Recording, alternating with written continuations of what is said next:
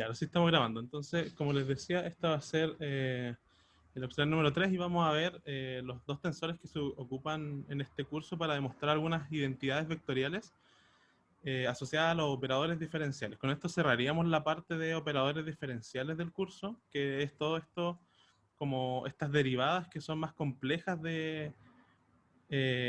que aparecen para campos escalares y campos vectoriales, que son más complejas que las que ustedes ya estudiaron en diferencial, por ejemplo, o en cálculo en varias variables. Y entonces cerraríamos esta parte que son las derivadas, ¿ya? Estos operadores nabla que aparecen en varias formas, como en gradientes, divergencia o rotor, son simplemente derivadas que buscan estudiar el cambio de un vector, de un campo vectorial o de un campo escalar. Entonces, eh, el profe les enseñó una herramienta que son los tensores, que nos van a servir para demostrar algunas identidades, en particular estas que les mostré acá y otras que también aparecen en los apuntes. Entonces, vamos a partir con la primera. Entonces voy a tratar de... ya, la primera nos dice que tenemos que calcular, voy a cambiar el color. Entonces la primera era, si no me equivoco, a ver, era la divergencia.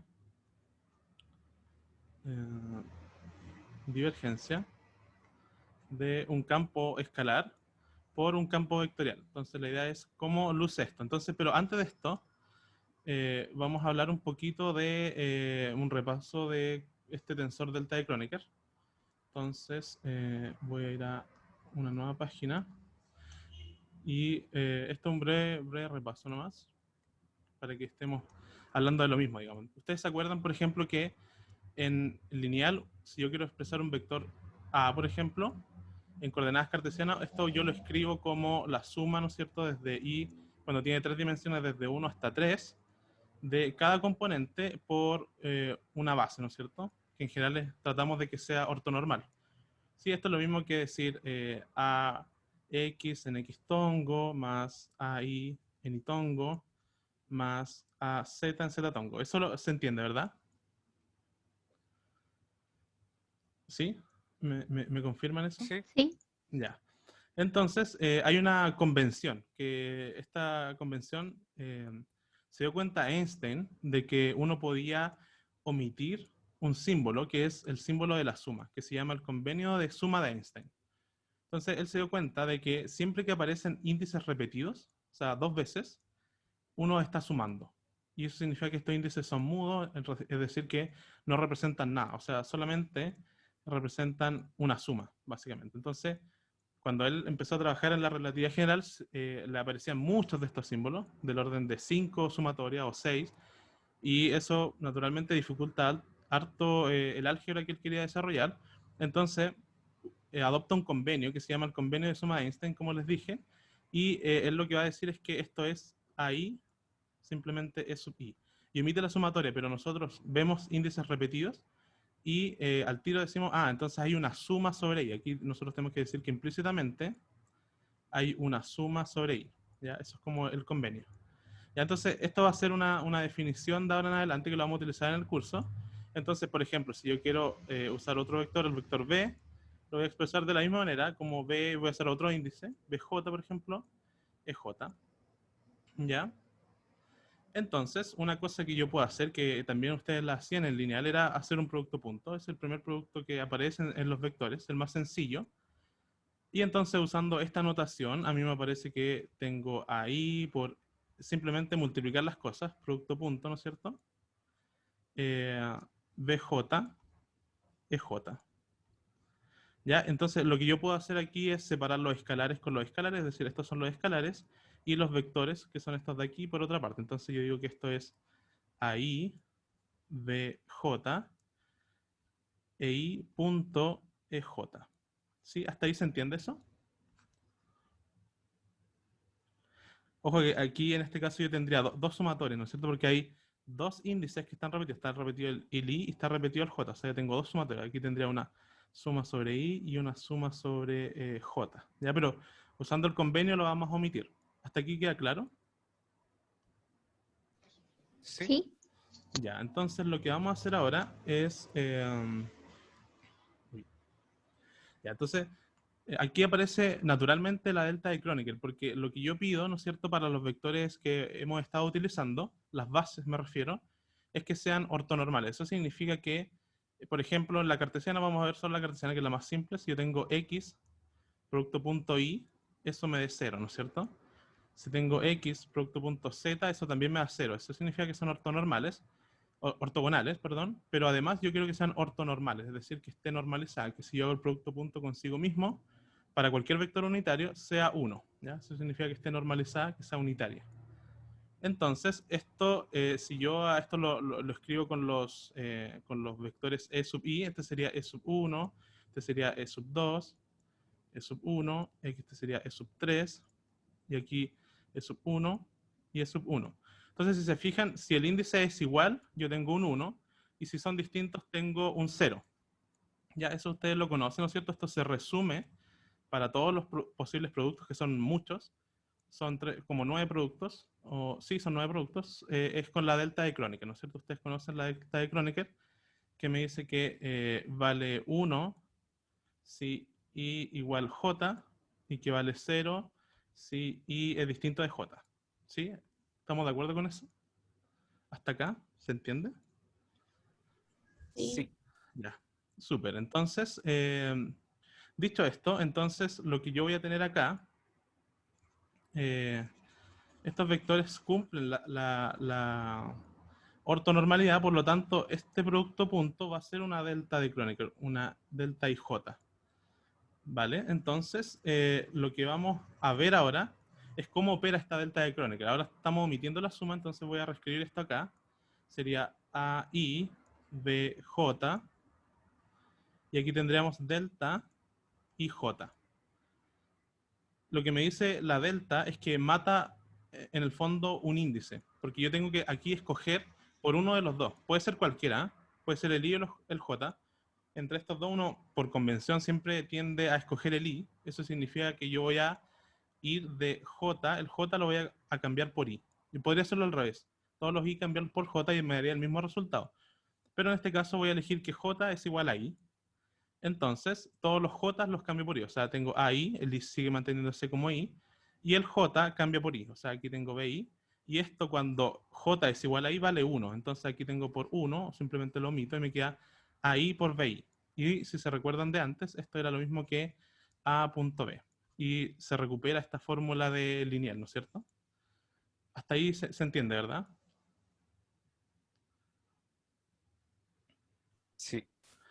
Ya, entonces, esto funciona para cualquier tipo de vector genérico. Entonces, la idea de este cuadro acá es que cuando aparezca un producto punto, nosotros reconozcamos que hay un producto punto. Entonces, por ejemplo, aquí es cosa de cambiar las letras. Por ejemplo, si yo tengo, no sé, voy a poner CI, o voy a poner la otra CM, por ejemplo, DM, eso significa que es el producto punto entre C y D. ¿Ya? O lo mismo que el producto punto entre D y C. ¿Sí? Simplemente para que reconozcamos cuando aparezcan estos términos que van a aparecer muchas veces, que eso es un producto punto, ¿vale? ¿Sí? ¿Se entiende esto?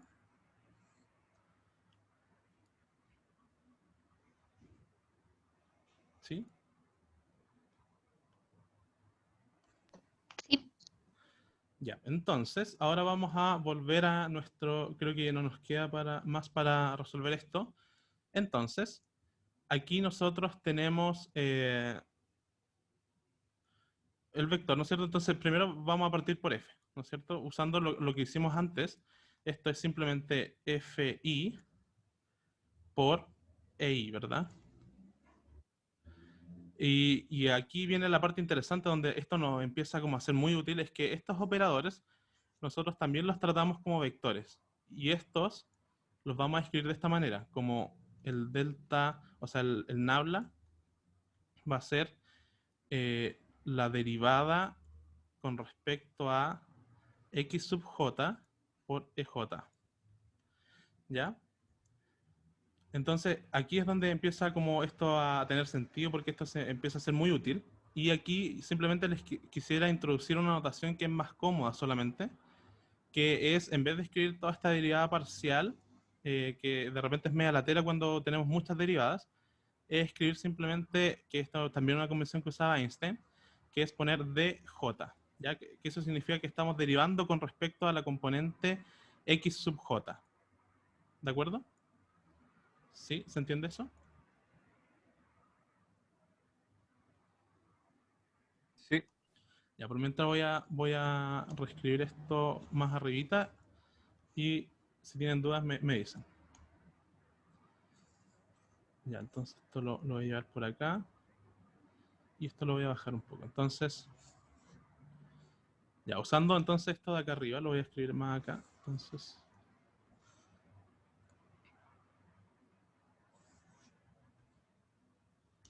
ya, entonces, ¿qué tenemos entonces? Nosotros tenemos, voy a escribir aquí el nabla primero. Entonces tenemos dj, e sub j, y esto va a actuar, ¿no es cierto?, como un operador sobre el psi multiplicado por el f. Pero el f lo vamos a escribir en esta forma de acá. O sea, tenemos esto, lo ponemos de esta manera, por psi multiplicando a f. O sea, fi acá, fi, i. Ya, entonces, cosas que podemos ver.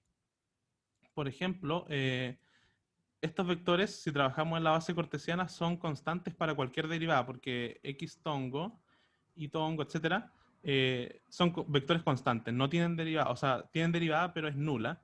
Por lo tanto, esos pueden salir de la derivada. Aquí es muy importante mantener siempre el orden, porque las derivadas no conmutan en general, y tienen reglas específicas, como vamos a ver, por ejemplo, la regla del producto.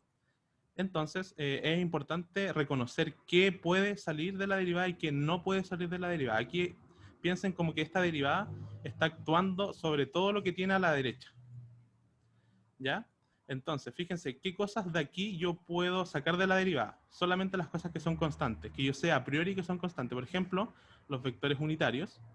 Este de aquí también. Entonces, esos los voy a sacar de la derivada. Entonces voy a poner j.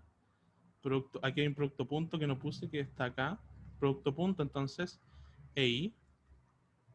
Y la derivada, entonces, ahora va a actuar, ¿no es cierto?, sobre las otras dos cosas que estas sí que no son constantes. FI. ¿Ya? Entonces, aquí tenemos dos términos. Entonces, el primer término, que es un producto de vectores, ya conocemos cuánto vale, ¿verdad? Es delta y j, porque son una base ortonormal. Y esta derivada nosotros la tenemos que expandir, usar la regla del producto. Entonces aquí vamos a tener un paréntesis y tenemos que hacer la derivada del primero, o sea, de j psi, por el segundo sin derivar. Y lo voy a poner aquí afuera. Entonces aquí sería fi. Ya tenemos eso de ahí. Más el opuesto, ¿no es cierto? Hicimos la derivada del primero, ahora hacemos la derivada del segundo. O sea, psi y la derivada del segundo. ¿Sí? ¿Hasta ahí se entiende?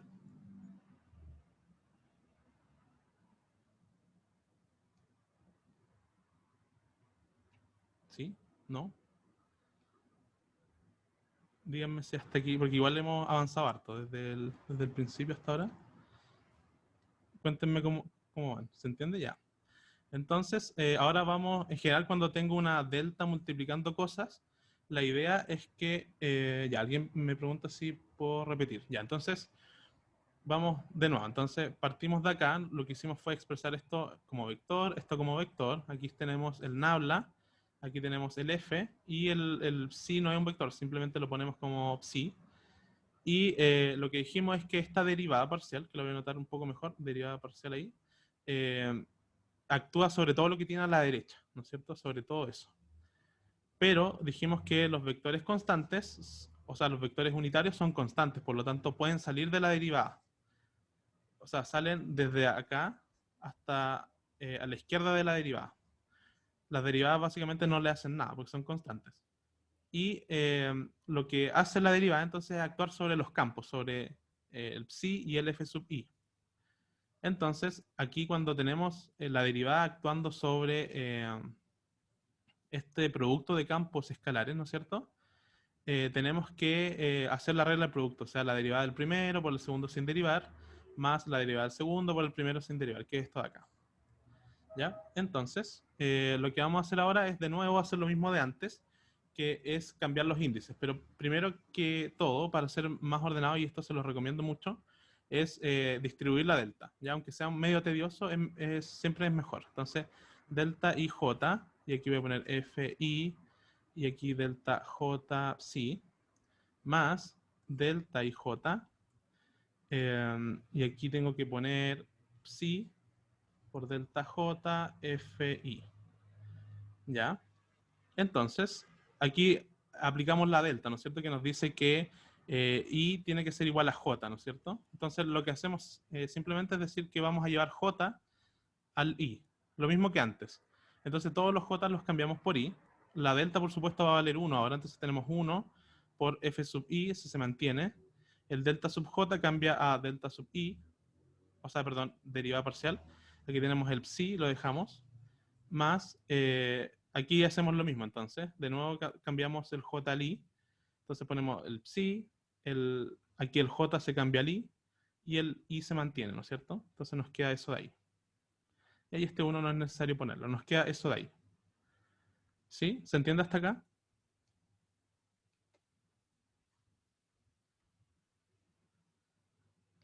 ¿Sí? ¿Me confirman? ¿Me van siguiendo? En la primera, donde dice FI, la derivada es con respecto a J, ¿cierto? Aquí era con respecto a J, pero ahora es con respecto a I, porque Ah, aplicamos la ya. delta. Ah, ya, ya. Entonces la delta hizo que todos los J se transformaran en I. Transformarla, eso depende de la F o no. ¿De qué? O Perdón. transformarla de I a J dependería de qué tiene F o da lo mismo. Da lo mismo, da lo mismo. Siempre, estos son simplemente letritas que la delta nos dice cómo se ordenan, básicamente. Que si J es distinto de I, entonces valen cero. Entonces nosotros lo que estamos haciendo aquí es despreciar todos esos términos, básicamente, y quedarnos solamente con los que la delta salva, que es cuando vale uno. Ah, ya entiendo. ¿Sí? Gracias. Entonces aquí es donde queremos reconocer cosas. Entonces fíjense que aquí tenemos, si nosotros anotamos esto de esta manera y esto de esta manera, reconocen el producto punto. Esto era... ¿sí? ¿Lo reconocen? Por ejemplo, aquí esto me diría que esto es el vector f, producto punto, el nabla, y eso aplicado sobre psi. Y por otra parte, aquí tendría el psi, y aquí tengo un producto punto entre el nabla y el f. ¿Sí? ¿Se entiende eso? Esa es como la parte bacán, que uno puede demostrar estas cosas cuando uno llega al final y reconoce las cosas que aparecen al final, uno puede ir de esta manera. Entonces, aquí esto está súper bien, pero hay una cosa que uno podría hacer también, y es agrupar esto de acá, ¿no es cierto? Porque yo no se los dije, pero lo podríamos ver en la otra página, quizás, acá. Entonces, si yo tengo el, el gradiente de un campo escalar, sí, esto ustedes saben que en coordenadas cartesianas es de psi, lo vamos a notar así como dx, psi, en x tongo, más di, psi en y tongo, más dz, psi en z tongo. Si yo lo pongo en notación de suma, ¿no es cierto? Esto sería di, psi, en e y tongo, ¿no es cierto? Entonces, estas serían las componentes de este vector de acá. ¿Ya? Entonces, si yo me vuelvo atrás, veo que tengo aquí las componentes de ese vector. Entonces, yo también puedo decir esto, que esto es el producto punto entre nabla psi. Es lo mismo de antes. Simplemente es como una forma de anotarlo, ya que es como aparece en el enunciado. Si se fijan acá, aparece como... Ah, aquí me faltó el producto punto, pero claro. Entonces, en el enunciado dice nabla psi f, que ahí falta un producto punto, que es lo mismo que si yo los doy vuelta, ¿no es cierto? Porque este producto punto conmuta, entonces yo puedo poner esto como delta psi.f, que era lo que quería poner en el enunciado, y el otro término es psi divergencia de f, y es lo que tenemos acá, psi y divergencia de f. ¿Ya? ¿Se entendió eso? ¿Se perdieron en algún punto? ¿O cacharon? Entonces el nabla conmuta. No es que el nabla conmute, sino que el producto punto. Producto punto siempre conmuta. Si tú te refieres Ah, como, ya. por ejemplo, lo que teníamos antes era, teníamos f, producto punto nabla. Eso era lo que teníamos antes. Que en el fondo esto es lo mismo que lo de arriba. ¿Ya? Pero no es que el Ya. nabla conmute. El nabla, si te fijas, siempre está aplicado sobre psi. Aquí indirectamente igual está aplicado sobre psi porque está a la derecha de f. O sea, el nabla en esta parte no le hace nada al f. Siempre está aplicado sobre el psi. Ya, ya. Vale. Eso. Entonces, esta es como una regla del producto, ¿no es cierto? Pero eh, para operadores diferenciales. Ya. Entonces, alguien en el chat dice a la hojita de la explicación. ¿Te refieres a la otra hoja, ¿no es cierto? A esta de acá. Para quien habla en el chat, ¿a esto? Ya. Tú me dices cuándo. Por mientras les pregunto si tienen alguna duda con esto.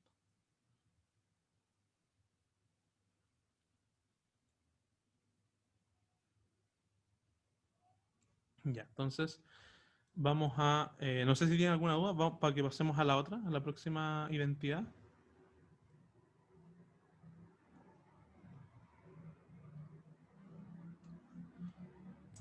Sí, yo tengo una duda. En el Dale. resultado final, Ajá, el primero, sí, la segunda parte, este. esa igual entonces se puede expresar como lo pedía el enunciado, ¿no? O sea, aplicando como el sí al nabla, producto.lf, ¿cierto? Ah, claro, es que aquí, sí, eso es buena pregunta. Lo que pasa es que aquí el nabla está aplicado sobre f. Recuérdate que las derivadas siempre aplican sobre lo que tú tienes como a la derecha, ¿no es cierto? Salvo que haya un Ya. producto punto. Entonces aquí el nabla está aplicado sobre f. Es lo mismo que yo aquí pusiera, por ejemplo, el paréntesis. Si f, si yo como que pongo un paréntesis, entonces entiendo que esta derivada, que es el nabla, no aplica sobre psi. ¿Está ahí? Mm, ya. Es medio confuso, pero en general, por eso yo recomiendo poner como el nabla siempre eh, lo más a la derecha posible, ¿no es cierto? Entonces, en este caso sería así, como lo tenemos acá. Y en este caso deberíamos ponerlo como f producto.nabla psi, para que no haya confusiones. Pero después uno va adquiriendo cómo es la notación y las convenciones. Pero sí, Ya. es muy buena tu duda. ¿Hay Gracias. alguna otra duda?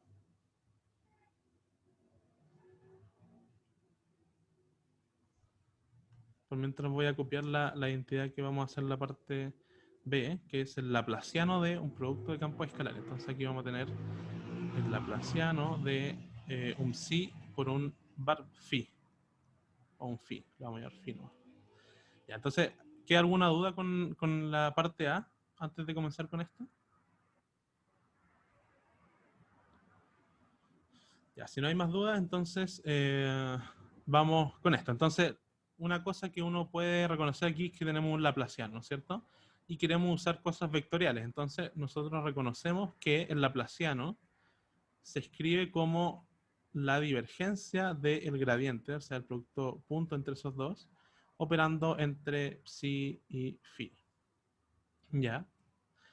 Entonces, estos los tratamos como vectores, ¿verdad? Entonces, lo que voy a hacer ahora es solamente quedarme con esta parte. Después vamos a desarrollar lo demás. Entonces vamos a ir paso a paso. El primero entonces es desarrollar el gradiente, ¿no es cierto?, de psi y phi, ¿ya? Entonces, si se acuerdan, la expresión para el gradiente era di e i. Y aquí tengo que poner lo que está dentro del gradiente, ¿no es cierto?, que sería psi y phi. Lo mismo de antes.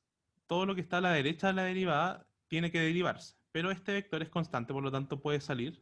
Entonces me queda e sub i. Y aquí me va a quedar di. Y esto va a actuar solamente sobre los campos, sobre psi y phi. ¿Ya? Entonces, aquí voy a copiar lo de antes, pero hasta aquí voy a copiar. Copié esta parte de acá y ahora voy a expandir esta derivada. Tengo que hacer la regla del producto nuevamente. Entonces la regla del producto me dice que tengo que derivar el primero por el segundo sin derivar. Entonces el segundo sin derivar es psi, y la derivada del primero es de i a psi. Más el opuesto, ¿no es cierto? El primero sin derivar por la derivada del segundo. ¿Ya? Entonces nos quedamos ahí. ¿Hasta aquí se entiende? Sí, Ya, súper. Entonces aquí obtuvimos nuestro gradiente, pero no encontramos nada reconocible y además no es lo que queremos, ¿no es cierto? ¿No es cierto? Lo que queremos es esto de acá. Entonces ahora tenemos que aplicarle la divergencia a esto.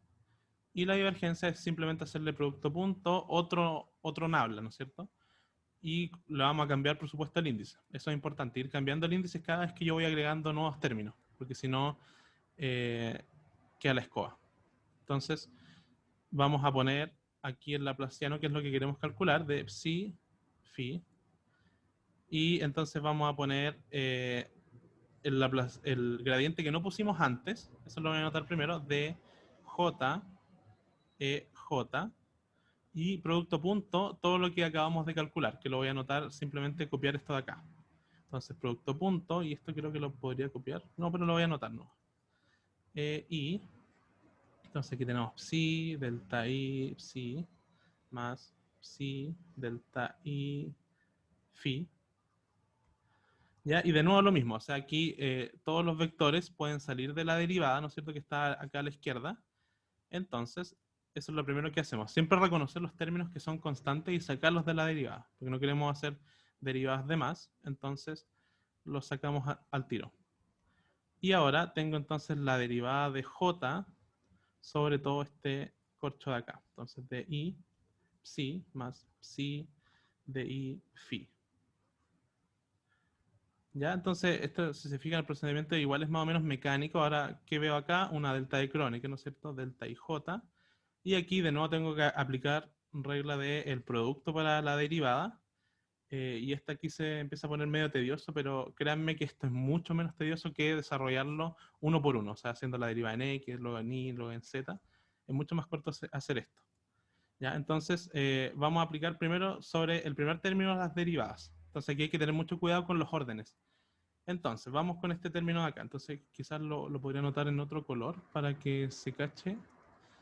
Creo que podría ser buena idea. Entonces, ese va a ser la derivada del primero, o sea, dj psi, por el segundo sin derivar, di psi, más, ahora viene el primero sin derivar, ¿no es cierto? Psi, por la derivada del segundo. Entonces, dj di psi. ¿Ya? Y el otro lo voy a anotar en otro color, que va a ser azul probablemente. Ese ahí. Y lo voy a anotar aquí abajo para que se cache más. Entonces, más, y tengo que aplicar esta derivada a este término azul, ¿no es cierto? Entonces, la derivada del primero, que es dj psi, por el segundo sin derivar, que sería di phi, más, y aquí tendría la derivada del primero, ¿no es cierto?, sin derivar, que sería psi, por la derivada del segundo, o sea, dj por este término de acá, o sea, dj di phi. Y ahí tendríamos eso de ahí. ¿Sí? ¿Se cacha más o menos la idea? Sí. Ya, entonces aquí de nuevo vamos a ir reconociendo cosas, pero primero vamos a ordenar un poco esto. Entonces, a ver si esto creo que no lo puedo hacer más compacto. Quizás me voy a cambiar acá para que entren en una línea. Entonces, delta y j. Ya, aquí no me queda otra que copiar esto nomás, entonces, filo. De j, sí. Aquí es súper importante, a mí me pasa de repente, no confundirse con los símbolos. Si un símbolo lo cambiamos, como que nos queda la embarrada también. Entonces, hay que ser cuidadosos con esto, pero en general uno se equivoca menos que si lo hiciera de la otra forma tradicional. DJ psi, aquí es di phi. Psi, DJ di psi. Entró justito, entonces... ya, y ahora lo mismo de antes. Tenemos la delta y queremos cambiar j por i. ¿Ya? Entonces, vamos a hacer lo mismo de siempre. Entonces todas las j cambian por i y las i se mantienen. Entonces de i, psi, no olvidar los paréntesis, de i, psi, o sea, este era phi, el otro es psi, ahora viene phi de i, psi, más de i, psi, paréntesis, no olvidar los paréntesis, de i, phi, más psi, de i, psi. ¿Ya? ¿Sí? ¿Se entiende esto? Entonces ahora podemos ir reconociendo cosas. En realidad aquí ya estamos listos. Solo nos queda reconocer que de repente no es sencillo, ¿eh? Pero con práctica van a ir cachando. Entonces aquí tenemos el producto punto entre estas dos cosas, ¿no es cierto? El de la derecha es la yésima componente de el nabla psi. Y aquí tenemos la yésima componente del nabla phi. O sea, aquí tenemos básicamente psi, tenemos la yésima componente y aquí tenemos la yésima componente de psi. Eso de ahí. Entonces, esto nosotros lo reescribimos como simplemente nabla psi, que es este término de acá, producto punto, nabla psi. ¿Sí? ¿Eso se entiende?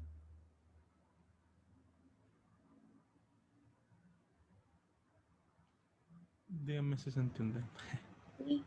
¿Sí? Ya, y aquí hay otra estructura que es distinta, ¿no es cierto?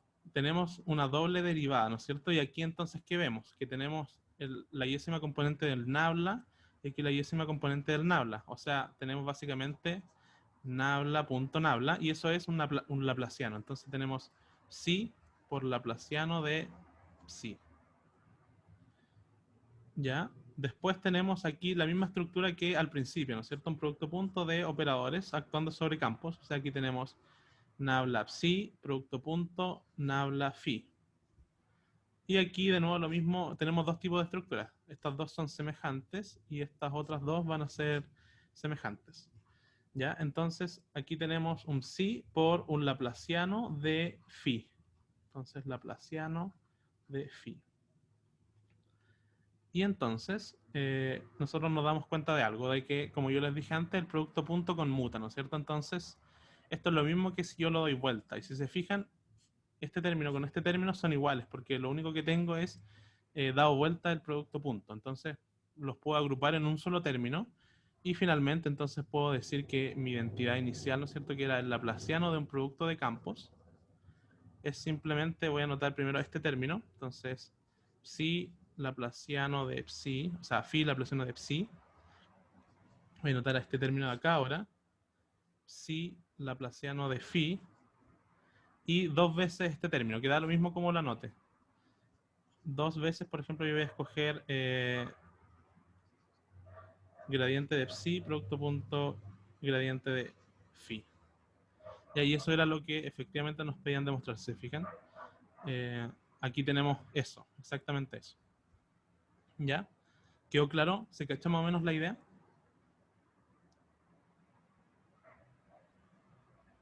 ¿Sí? ¿No? ¿Tal vez? ¿Sí? Ya, bacán.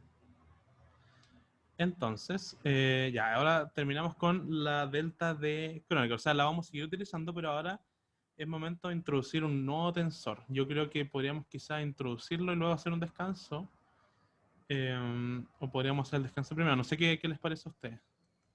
No sé si se cansaron con esto o podemos darle con el siguiente tensor, que es el de Levi-Civita, que nos va a servir para resolver las dos restantes, que es cuando aparece un producto cruz. No sé qué les parece. ¿Hacemos un descanso ahora o le damos nomás y después hacemos un descanso?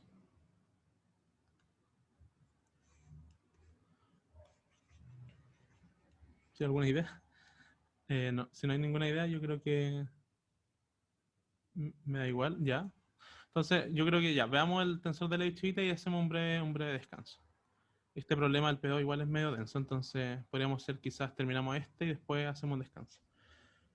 Ya, entonces vamos a introducir un nuevo tensor. Entonces esto es como antes, previo a resolver los problemas que vienen, que es el de Levi-Civita, que es un tensor que se escribe así como un epsilon y tiene tres índices. I, J, K típicamente, o pueden ser otras letras, da lo mismo. Y es un tensor, la gente dice que es un pseudotensor, pero se inventó para, de alguna manera, trabajar con el producto cruz. Entonces esto se define a partir del producto cruz. Entonces, si se acuerdan de antes, vamos a volver a nuestros vectores. Entonces, quizás podría usar esta página, no, pero está muy ocupada. Entonces, vamos a escribir de nuevo nuestros vectores A. Entonces, esto era AI, EI. Y aquí teníamos B, ¿no es cierto? Que era B, puedo usar otro índice, BJ, EJ. Da lo mismo el nombre del índice, podría ser cualquiera. La idea es que no sean iguales cuando trabajemos operando estos dos. Ya, eso es lo importante. Entonces, si nosotros queríamos A.B, ya lo calculamos, ¿no es cierto? Pero una cosa interesante, por ejemplo, sería calcular A cruz B, ¿no es cierto? Entonces, vamos a calcular A cruz B. A cruz B. Y aquí es donde va a aparecer nuestro tensor de Levi-Civita. Entonces, es lo mismo de antes, simplemente reemplazar por nuestra expresión en suma de Einstein, o sea, A sub I, E sub I, producto cruz ahora, no es el mismo producto de antes, B sub J, E sub J. ¿Ya? Entonces, ¿qué es lo que pasa? Que los escalares pueden salir del producto cruz. Eso es algo que ustedes conocen de los ramos anteriores, me imagino. Entonces, por ejemplo, A sub I, B sub J pueden salir del producto cruz. Eso es, por ejemplo, si yo tengo... Bueno, eso creo que es más o menos conocido, ¿no es cierto? Y el producto cruz sí queda sobre los vectores, ¿no es cierto? Queda E sub I, cruz, E sub J. Entonces, si no se entiende esto, me dicen, para que lo veamos. Me dicen si hasta aquí se cacha.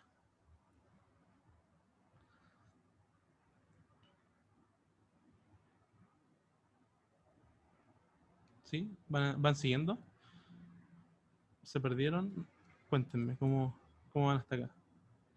Es E sub I o J. Ah, sí, verdad.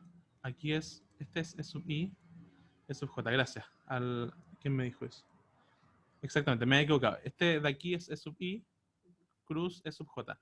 Ya, una cosa importante, pero muy, muy, muy importante a tener en cuenta, es que el producto punto, ¿no es cierto? E sub I punto E sub J. Bueno, esta cosa era delta IJ, ¿no es cierto? Y además cumple que esto conmuta, ¿no es cierto? Es lo mismo que E sub J punto E sub I. Esas son como propiedades de el producto punto, ¿no es cierto? Que puede conmutar. Este de aquí no conmuta. Por lo tanto, es muy importante mantener siempre el orden original de los índices. El EI está a la izquierda y se tiene que seguir manteniendo a la izquierda. Lo mismo con el E sub J, que está a la derecha. Entonces, aquí, antes nosotros teníamos aquí un producto punto, ¿no es cierto? Y decíamos que eso era la delta de Kronecker. Pero aquí nosotros, este producto no da un numerito, como era la delta de Kronecker, que es un numerito, sino que nos tiene que dar un vector. ¿Ya? Eso es lo primero que cambia. Y además que cómo calculamos de forma compacta esto, tal como con un tensor como lo hacemos con la delta. Entonces ahí es donde se inventó el tensor de Levi-Civita, que va a ser lo que nos define este producto de vectores, que son ortonormales. Entonces aquí es donde uno introduce el E, I, J, K por un E sub K. Y ahí está, este es el tensor de Levi-Civita. Hasta ahí, ¿queda claro?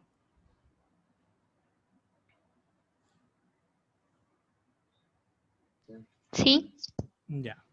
Entonces, vamos a ver propiedades del Levi-Civita, que eso es lo que nos importa al final del día, más que las raíces filosóficas del Levi-Civita, es cómo opera, cómo se usa esta cuestión. Entonces, primero voy a partir con una tautología, ya van a ver por qué es importante usar esto, pero voy a decir que el IJK es igual a EIJK, ¿cierto? Esto no me dice nada de información, pero vamos a ver que nos va a servir para definir algunas cosas. Ya, entonces, primera regla. Entonces, la primera regla que podríamos decir es que, voy a hablar de esto un ratito más. Entonces, la primera regla es que si el E y JK tiene dos índices que son iguales, solamente dos, vale 0. O sea, si yo tengo, por ejemplo, 1, 1, 0, esto es 0. ¿Ya? Si tengo... esto no puede ser 0, podría ser 2. ¿No es cierto? Porque va cada índice y como J, K van entre 1, 2 y 3, porque estamos trabajando en 3 dimensiones. ¿Ya? Entonces estos son X y Z, básicamente. ¿Ya? Entonces, estos índices pueden tomar esos 3 valores, 1, 2 y 3. Si yo tengo 2 repetidos, esto vale 0. ¿Ya? Esa es una regla. ¿Se cacha más o menos? O sea, por ejemplo, si yo tengo el 1, 3, 1, eso igual vale 0 porque tiene 2 índices repetidos. ¿Ya? Si tiene índices repetidos, vale 0. ¿Sí? ¿Se entiende eso?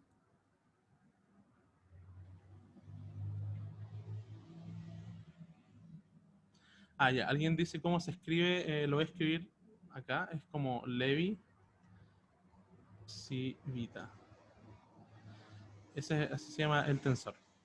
Ya, entonces esta es la primera regla. Primera regla, índices repetidos y vale 0. Entonces este es un tensor que tiene 3, aquí lo voy a anotar acá, tiene 3 por 3 por 3 valores, o sea, 27 componentes. Y si uno lo quiere ver como gráficamente, esto es como un cubo de valores.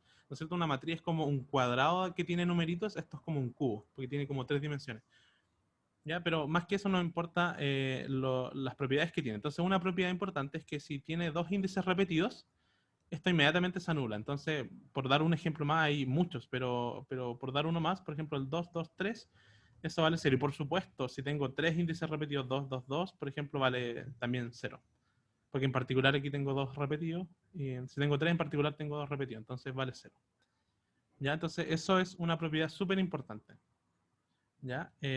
Después, otra propiedad que es muy importante es que las permutaciones de los índices. O sea, esto tiene que seguir el orden inicial. O sea, por ejemplo, si yo parto con IJK, esto se dice que es cíclico, en verdad. Como que, por ejemplo, si yo tengo el K, K y J, por ejemplo, vale lo mismo que el IJK. Ya, ¿por qué eso?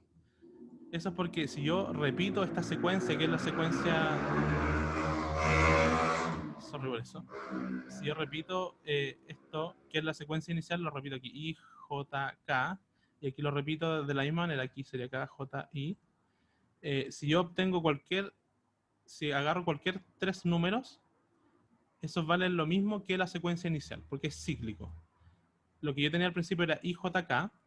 Si yo agarro K y J, que es lo que tengo aquí, entonces vale lo mismo que al inicio. ¿Qué otro me sirve, por ejemplo? El JKI. Por ejemplo, el JKI valen lo mismo. Vale exactamente lo mismo. ¿Ya? No puedo, ¿qué otras muchas más secuencias no puedo usar? Porque aquí vuelvo a tener el IJK, aquí vuelvo a tener el KIJ, son esas 3 en verdad. ¿Ya? Entonces, ¿por qué esto es importante? Porque si yo permuto 2 índices, por ejemplo, yo al principio tenía IJK y cambio el orden, por ejemplo, J y K, esto es menos E y JK. Eso se dice que es antisimétrico. Porque si yo permuto 2 índices, me larga un menos. ¿Ya? ¿Y por qué? ¿Cómo yo lo puedo reconocer, por ejemplo? Porque aquí esta secuencia yo no la puedo encontrar acá. No hay ninguna secuencia, si se fijan, partiendo por J, siempre el que viene después de J es el K. ¿No es cierto? Aquí igual, J viene el K. Y aquí después del J tengo el I. Por lo tanto hice una permutación al menos. Como hice una permutación, tengo un menos. Yo creo que esta no sé, yo lo veo como una cinta que se va repitiendo. Es muy útil porque ahí yo puedo ver cuánto vale, por ejemplo, yo les doy cualquiera, por ejemplo, el KJI. ¿Puedo saber cuánto vale esto en términos del IJK, que era el original? Claro que sí, porque yo me voy a preguntar si esto está aquí en esta cinta, ¿no es cierto? K, después viene el I, por lo tanto hay una permutación acá, entre el I y el J, por lo tanto esto vale menos EIJK. ¿Se entiende eso? Esto es solamente operatoria.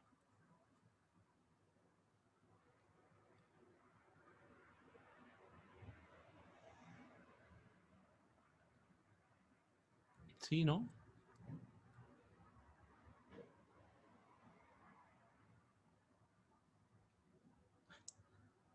¿Están ahí todavía? ¿Sí? Sí, Ya, ya. Pero ¿se cacha esta idea o todavía no? Vamos a ver la pero es que última. no entendí muy bien.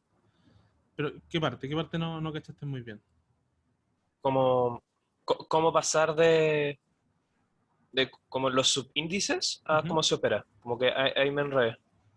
Ah, ya, o sea, estas son reglas solamente por ahora, ¿no es cierto? Que si esto sí está en esta bandita de acá, en esta como cinta, si tiene este orden, cualquiera sea los tres que yo escoja, entonces valen lo mismo que los iniciales, que son IJK, eso es una regla. Y si son distintos, si no aparece en esta cinta, entonces vale menos IJK. O sea, simplemente porque eh, eso, ¿cómo lo pueden ver ustedes con los vectores unitarios, por ejemplo? Es que si yo... Hay otra forma de verlo, que yo creo que igual puede ser útil, ¿no es cierto? Que no sé si ustedes se acuerdan de esto, que sirve para cualquier, en verdad, triedro de vectores ortonormales para hacer productos cruces. Esto se define a partir del producto cruz, así que hereda todas sus propiedades, básicamente. Eh, Esto es como un círculo en donde uno puede deducir productos cruces. Por ejemplo, si yo quiero calcular el X cruz el Y, esto me da el Z, ¿no es cierto? Y me da con un signo positivo porque voy a favor de las flechas. Si yo quiero hacer, por ejemplo, el Y cruz X, yo voy en sentido opuesto a las flechas, por lo tanto, este me va a dar el tercer vector, que es el que no está acá, o sea, Z, que era un gorro. Pero como va en contra del sentido de las flechas, esto me da con un menos. ¿Sí? ¿Conocen esta reglita? Ya, si conocen Sí, No, esta, nunca la sí, sí. había visto. nunca la habían visto ya, pero es súper útil. Y sirve caleta, porque si yo quiero sacar, por ejemplo, el Z cruz X, me da Y, porque voy en sentido de las flechas, y me da Y. ¿Está ahí? Por ejemplo, si quiero sacar Z cruz Y, ahí estoy. Esto tiene que darme X. Pero la pregunta es positivo o negativo. Como voy en contra de las flechas, me da un negativo. Es una reglita que se usa. Y esto naturalmente en Levi-Civita, como se define a partir del producto cruz, hereda sus propiedades. Entonces yo aquí puedo poner I, J y el K. ¿No es cierto? El K lo pongo acá. Entonces, lo mismo. Entonces, yo veo los índices y veo si están ordenados de esa manera. Y ahí voy a saber si valen 1 o menos 1 el inicial, ¿no es cierto? Que es el IJK. Entonces, yo puedo usar esta regla también, que también es súper útil. Y decir, por ejemplo, evaluar de acá. Yo voy a dar uno al azar, no sé, IJ y K, por ejemplo. Entonces, voy del J al I. Por lo tanto, estoy en contra de la flecha. Entonces, esto vale menos IJK. ¿Ya? Otro que podría ser como ejemplo, K y J. Entonces parto acá y me voy al I. Por lo tanto, voy a favor de la flecha. Entonces esta era una flecha hacia allá. Por lo tanto, esto vale más E y JK, que era el inicial. Es simplemente una regla de operatoria, que la vamos a usar cuando resolvamos problemas, pero la idea es que se entienda esto también. Si hasta ahora se cacha la idea, Sí, ahí se entendió mejor. ya, súper.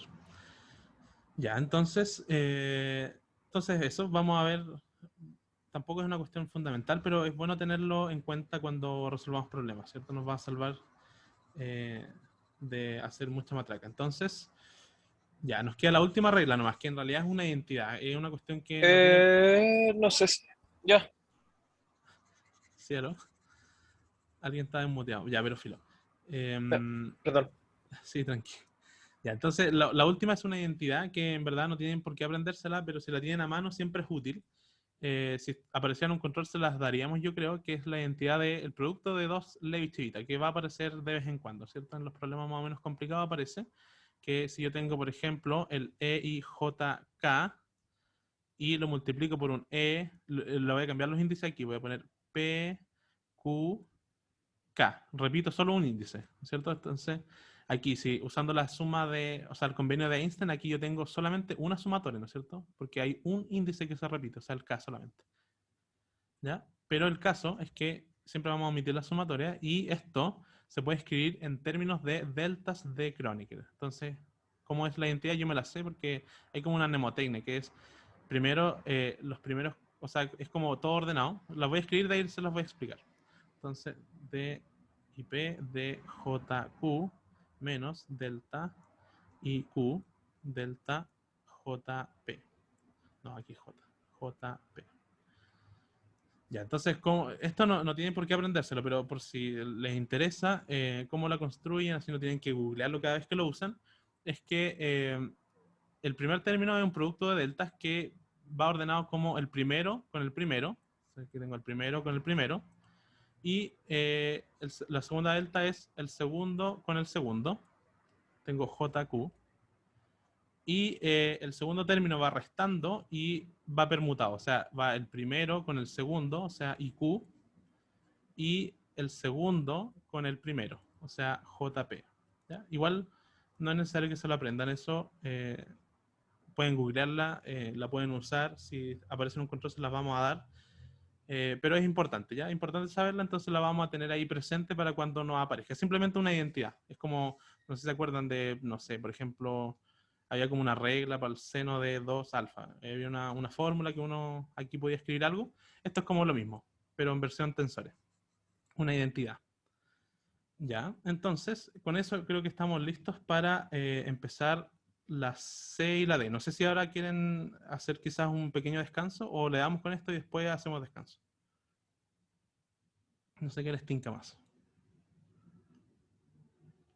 ¿Sí? ¿Alguna idea?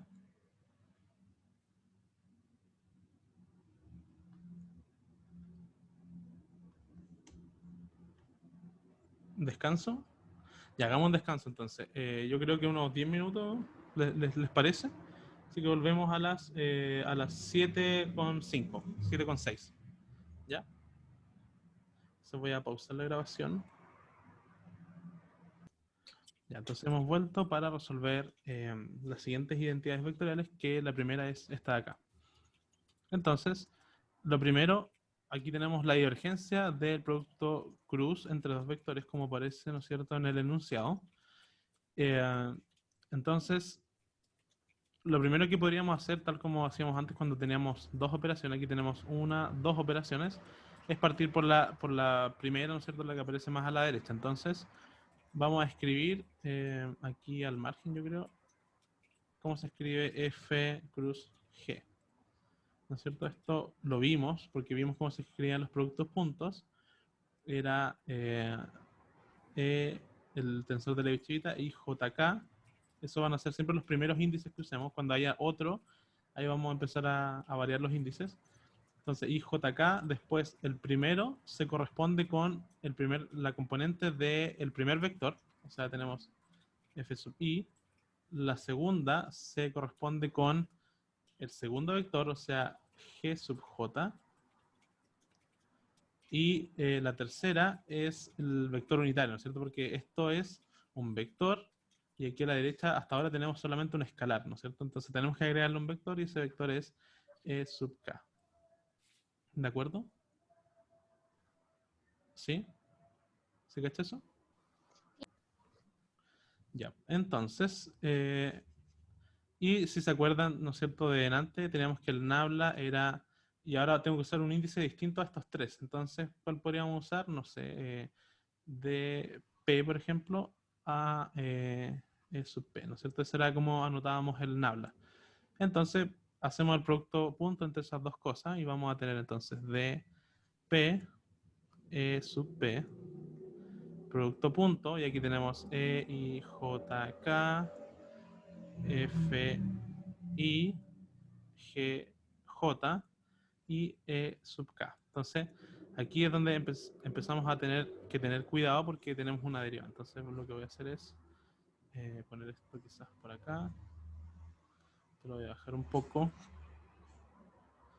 Y tenemos eso de ahí. Ya, entonces, lo mismo de antes. Tenemos una derivada que actúa sobre todo lo que está a su derecha. Y tenemos que sacar las cosas que son constantes. Aquí, ¿no es cierto? Antes teníamos que los vectores siempre nosotros decíamos que eran constantes. E sub P y E sub K salen de la derivada. Entonces, lo primero que sacamos, E sub P, producto punto, ¿no es cierto? Porque hay un producto punto ahí.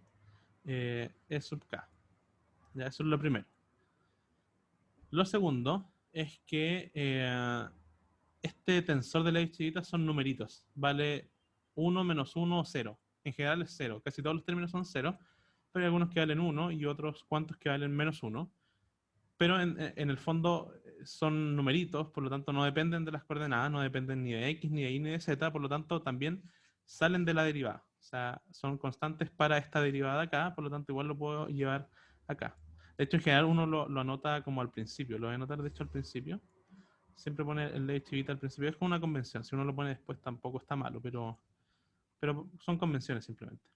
Ya, entonces estas son todas las constantes donde la derivada no opera y ahora tenemos que escribir la derivada porque todo lo que queda sí tiene derivada.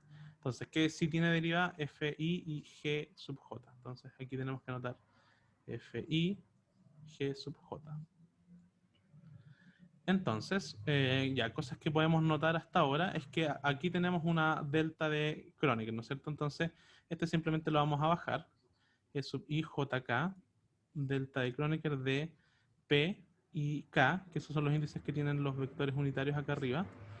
Y tenemos que aquí hacer lo de siempre, ¿no es cierto? La derivada del producto. Entonces, vamos a tener el primero sin derivar por la derivada del segundo. De p, j, o sea, gj. Y aquí la inversa, o sea, el segundo sin derivar por la derivada del primero, o sea, dp fi. Ya, esto hasta ahora lo mismo de antes. Y lo que vamos a hacer ahora entonces es cambiar los índices usando la delta. Fíjense que esta delta tiene índices que también tienen ley chivita y también tenemos que cambiarlos si es que corresponde. Entonces ahora nosotros nos toca hacer la elección de con cuál nos vamos a quedar, con P o con K. En general, como el K es del principio, nos vamos a quedar con ese. Entonces el P lo vamos a llevar acá. Entonces, este se va a quedar tal cual porque elegimos quedarnos con K y JK. El delta va a valer 1 ahora. Y aquí vamos a tener entonces F sub I. Aquí hay una derivada parcial de P. Cambia a K. Las J se mantienen iguales. Y aquí más. Las J se mantienen iguales. Derivada parcial de P va a cambiar a K. Y aquí tenemos FI. ¿Sí? ¿Eso se entiende? Cambiamos en definitiva todas las P's por K. La P por K. Eso fue lo que hicimos. Y eso significa que la delta vale 1. ¿Sí? ¿Está ahí claro?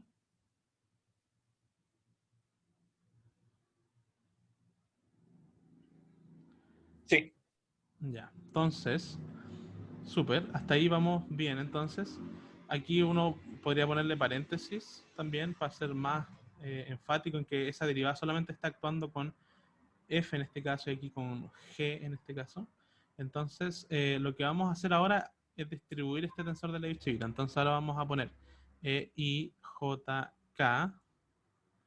y vamos a poner entonces FI de KGJ y aquí de nuevo vamos a poner EIJK y aquí vamos a poner no, aquí me falta un G, GJ de KFI.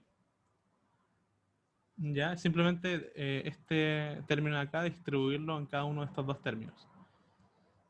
¿Por qué vamos a hacer esto? Porque queremos reconocer cosas. ¿Ya? Entonces, ¿qué queremos reconocer? Entonces, vamos a ir viendo el tiro. Entonces,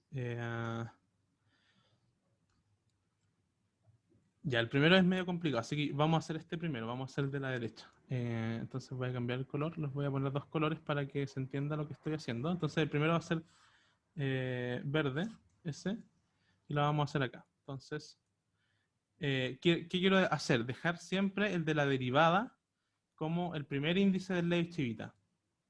¿Ya? Entonces, y este tiene que ser como el segundo índice del Leibniz-Civita. Entonces, la pregunta es para que yo obtenga E, K, I, J, porque eso es lo que quiero, ¿cierto? Para ordenar esto de una manera conveniente, digamos. La pregunta es si tengo que o no multiplicar por -1. Esa es la pregunta. Entonces, no sé si se ve claramente si esto va a ser menos o más veces lo de arriba. ¿Por qué quiero eso? Ya lo vamos a ver más adelante. Pero lo que quiero ahora es obtener este término. Se los voy a repetir. Que quiero que en el primer término me quede la derivada y en el segundo término me quede lo que estoy derivando. Y aquí vamos a hacer lo mismo en todo caso. ¿Ya? Pero partamos por este. Entonces, la pregunta es, yo aquí quiero poner y lo voy a poner nomás simplemente, lo voy a poner como lo teníamos, K, I, J, voy a poner D, K, F, I, y aquí voy a poner un paréntesis para decir que la derivada actúa solamente hasta donde llega el paréntesis, y aquí voy a poner el G sub J. La pregunta es, ¿este Levi-Civita tiene un signo menos o más acá? Porque antes teníamos este. O sea, la pregunta básicamente es, E sub K y J es más o menos E y JK. Entonces, esta es la gran pregunta. Más. Es más. No, Ujú. sigue en la banda. Sigue en la tanda, ¿no es cierto? Tenemos I, J, K. Aquí es donde es relevante esto, la regla que utilizamos. Entonces, si nos fijamos en este, partimos de K, nos vamos por la flecha ahí y obtenemos J, entonces estamos súper bien. Es decir, seguimos con un más. ¿Ya? Entonces aquí hay un más, pero como es lo mismo que multiplicar por 1, lo omitimos. ¿Ya? Entonces ahí tenemos ese término de ahí, ya que es el más o menos complicado. Ahora vamos a hacer el otro. Entonces el otro, queremos hacer la misma idea, pero aquí nos vamos a dar cuenta que va a pasar algo distinto. Entonces la idea es que yo aquí voy a tener más, voy a anotar el paréntesis y voy a anotar acá fuera del paréntesis lo que no está bajo la derivada, o sea, el f sub i. Entonces el f sub i lo anoto ahí. Y aquí yo quiero que el primer índice, ¿se acuerdan? El primer índice del Levi-Civita tiene que ser el de la derivada. O sea, yo quiero aquí K, después lo que está derivado, ¿no es cierto? Que es J, y después el I. Y aquí tengo que poner la derivada, ¿no es cierto? De K, G, J. La pregunta es, ¿qué signo lleva acá esto? Entonces vuelvo a hacer el monito este. Y J, flecha para allá, flecha para acá, K, hasta I. Entonces voy de K a J y obtengo I, pero voy en contra de las flechas, por lo tanto aquí va un menos. Y esa es como la complicación que tiene este término. Digamos, es súper idéntico, pero tiene un menos. Y hay que tener mucho ojo con ese menos, porque vamos en contra de esta regla de oro, podríamos decir. ¿Ya? ¿Hasta aquí se entendió? Sí. Ya, súper. Entonces, ya aquí aparece una nueva estructura. Puede que no la vean ahora muy claramente, pero es cosa de práctica. Entonces yo se las voy a decir ahora. Esta estructura de aquí es la de el producto cruz. Si se acuerdan, vamos a volver rápidamente al producto cruz. Entonces el producto cruz era esto de aquí, ¿no es cierto? Un producto de A con B. Tenemos esto de acá. Y esto de aquí es la componente késima del producto cruz entre A y B. Si se fijan, y lo que pasa es que el primero, ¿no es cierto?, tiene componente, el primer índice de Levi-Civita, el J tiene la segunda componente, y la tercera es la del vector, ¿no es cierto? Entonces, esto que está encerrado en el cuadrado verde es la componente késima del producto cruz entre A y B. Entonces, con esa idea en mente, yo aquí tengo la componente Jésima, porque estoy en J, del producto cruz entre ¿qué vector es este? El nabla y el f. Y tengo la componente Jésima. ¿Ya? Entonces eso es como vamos a ir viendo las estructuras que se forman. Tampoco hay muchas, son estas y las que vimos antes. Entonces tenemos, lo que yo les dije, tenemos el producto cruz entre el nabla y el f, y tenemos la componente Jésima, o sea, sub j. ¿Ya? Entonces, por mientras la vamos a anotar de esa manera, entonces vamos a poner aquí simplemente cruz F, y aquí le ponemos la componente Jésima, y anotamos el G sub J, y aquí vamos a hacerlo en azul. Entonces, si no se entendió eso, me paran y me dicen para que volvamos. Y aquí vamos a tener la misma estructura, el menos lo voy a sacar acá, menos, y voy a estudiar esto de acá nomás, solo lo del paréntesis. Entonces, la misma idea. Tengo el producto cruz entre este vector, ¿qué vector es ese? El nabla, y el G, y tengo la componente iésima, o sea, la componente iésima, eso de ahí. Esa es la estructura que se forma. Entonces, voy a poner aquí nabla, cruz, porque el nabla viene de la derivada, cruz G, y tengo la componente iésima. Iésima, y aquí tengo el FI. ¿Ya? Y ahora volvemos entonces para ver una nueva estructura. Acá hay otra estructura que yo creo que esta sí es más fácil de reconocer, que es el producto punto. Pero si no la han visto todavía, podemos volver a nuestra cosa aquí. De hecho, justo está acá enmarcada, ¿no es cierto? Si yo tengo un producto punto entre dos vectores, tengo el mismo índice repetido, entonces es un producto cruz. O sea, producto punto, perdón. Tengo el mismo índice repetido acá, el mismo índice repetido acá, entonces tengo un producto punto entre esos dos vectores. Ya, esto es lo que estoy mirando. Entonces, nos volvemos a donde estábamos y tenemos esta estructura de acá, donde tenemos la componente jésima de un vector. Esto puede ser horrible, pero es un vector al fin y al cabo, y es su componente jésima. Y esto es un vector y es su componente jésima. O sea, aquí nosotros a esto lo podríamos llamar A, por ejemplo, A sub j, y A sub j a todo eso. Y esto sería como el B sub j. Entonces tenemos el producto punto entre esas dos cosas. ¿Sí? ¿Se cacha eso?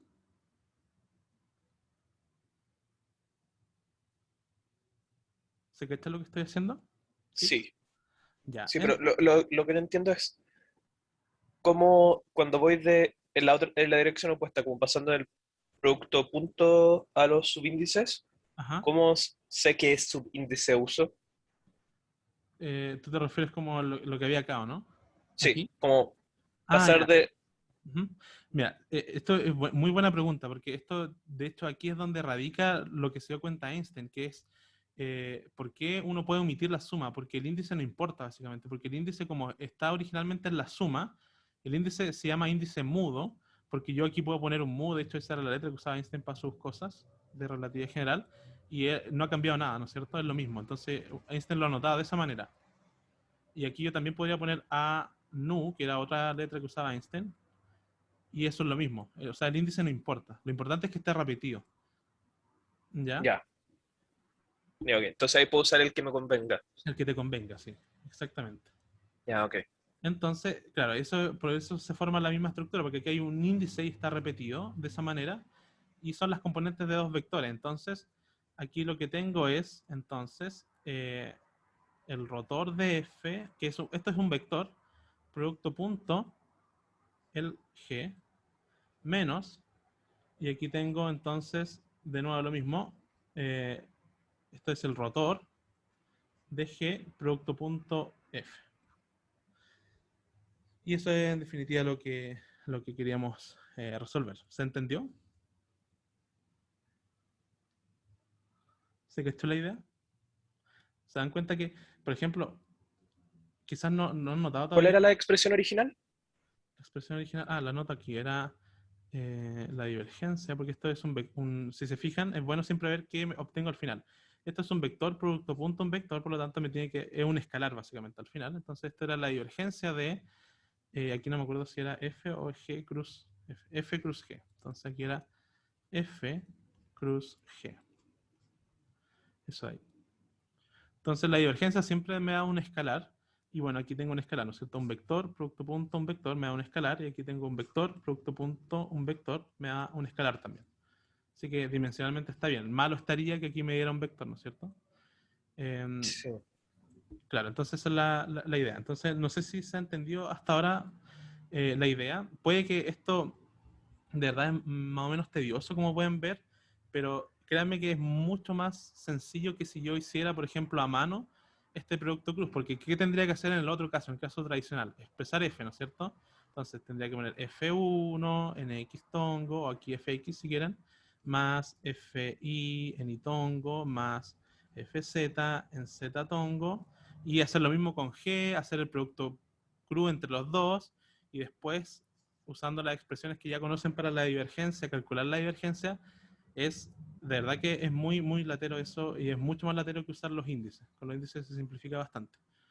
Entonces, les dejo como desafío por si lo quieren hacer, como hacerlo de la forma tradicional, es decir, expresando estos vectores en la base cartesiana y luego aplicando esto en base cartesiana y van a obtener el mismo resultado, pero con un corte mucho, mucho, mucho más grande.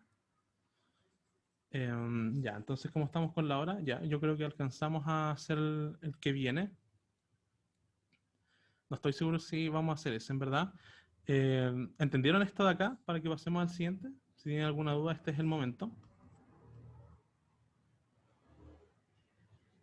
voy a pasar a la... Si tienen alguna duda me dicen. Entonces voy a hacer una nueva hoja. Que ya estamos... Esto, la idea es que no dure tanto. Entonces, estoy pensando si vamos a hacer el D, o les puedo dar la idea de cómo hacer el D y hacemos el P2, que es como medio problema de control igual. Entonces yo creo que vamos a hacer como el inicio de el D, o lo podríamos hacer más o menos rápido, y ahí vemos qué hacemos. Entonces, ya el D es demostrar algo que igual es más o menos fuerte, ¿no es cierto? Que la divergencia del rotacional, o del rotor de un vector, me da 0. Eso es una identidad que se cumple y que queremos demostrar. Entonces, ¿cómo podríamos hacer esto? Bueno, hacemos lo mismo de siempre. Entonces, primero vamos a expresar aquí al margen, ¿no es cierto? Nabla, cruz, F. ¿Cierto? Estas cosas de práctica. Yo sé que al principio cuesta, pero después se van a acostumbrar. Entonces, esto es E y JK, que es lo que va primero, la derivada. Entonces, D con el primer índice. Entonces, DI. ¿Qué es lo que va después? El vector que estoy derivando, o sea, F con el segundo índice, o sea, J. Y el tercero es el vector, ¿no es cierto? E sub K. Y después tengo que hacerle producto punto otra derivada acá. Entonces, ¿qué voy a obtener al final? Entonces, vamos a anotar esto. No, lo hice mal. Ya, ahora sí. Entonces, esto lo voy a anotar aquí. Y tenemos que el nabla, ¿no es cierto? Era usar otro índice distinto, ¿no es cierto? Vamos a usar el P de nuevo, entonces de P, E sub P. Y hacemos el producto punto, entonces de P, E, P. Este es un poco más complejo, porque ya van a ver por qué. Entonces, y aquí anotamos el rotor. Entonces, E y J, K, delta I, o sea, derivada parcial con respecto a I, FJ, K. Simplemente hacemos la misma operatoria de antes, lo mismo de antes, ¿no es cierto? Los vectores son constantes, salen, Levi-Civita es constante, sale también. Entonces tenemos Levi-Civita, EIJK, E sub P, punto, y aquí se me fue el índice, era K, E sub K. Y ahora tengo la derivada, ¿no es cierto? De P, la derivada de I y FJ. Entonces esto todavía lo puedo simplificar un poco más, ¿no es cierto? Puedo reconocer que aquí hay una delta de Kronecker. Entonces E y JK, simplemente lo bajo. Aquí delta PK. Y aquí derivada parcial P, derivada parcial I, FJ. Y voy a hacer, eliminarme la delta y voy a ir de P a K. ¿Podría hacerlo al revés? Sí. En ese caso tendría que cambiar este índice. Pero lo vamos a hacer de esta manera. Entonces IJK, este se transforma en 1. El P dijimos que iba a ser K, entonces derivada parcial con respecto a K. El I se mantiene y el J también se mantiene. Y ahí obtuvimos una relación más o menos sencilla. Ahora, ¿cómo demostramos que esto es 0? Porque recuérdense, la idea era demostrar que esto es 0, ¿no es cierto? Entonces, esto como que aquí no hay una estructura reconocible como antes, porque de hecho tenemos que demostrar que es 0. Entonces, la pregunta es cómo hacemos esto. Y esta es como la identidad que es distinta a las demás. Todas las otras son iguales de reconocer estructuras como las que vimos antes. Esta es de expandir. O sea, aquí yo creo que conviene traer la sumatoria de nuevo. ¿Ya? Pero las sumatorias, como ustedes saben, pueden conmutar, ¿no es cierto? Entonces, esto si lo anotamos de nuevo, aquí teníamos entonces la divergencia, ¿no es cierto?, de el rotor de F. Creo que eso era lo que tenemos. A ver, veamos. Sí. Ya, entonces obtuvimos este resultado de aquí. Y ahora lo vamos a anotar lo mismo, pero con la sumatoria. O sea, tenemos una suma sobre... Y las voy a anotar con un orden especial. O sea, primero la J, de J igual 1 hasta 3. Ahí tengo la sumatoria de...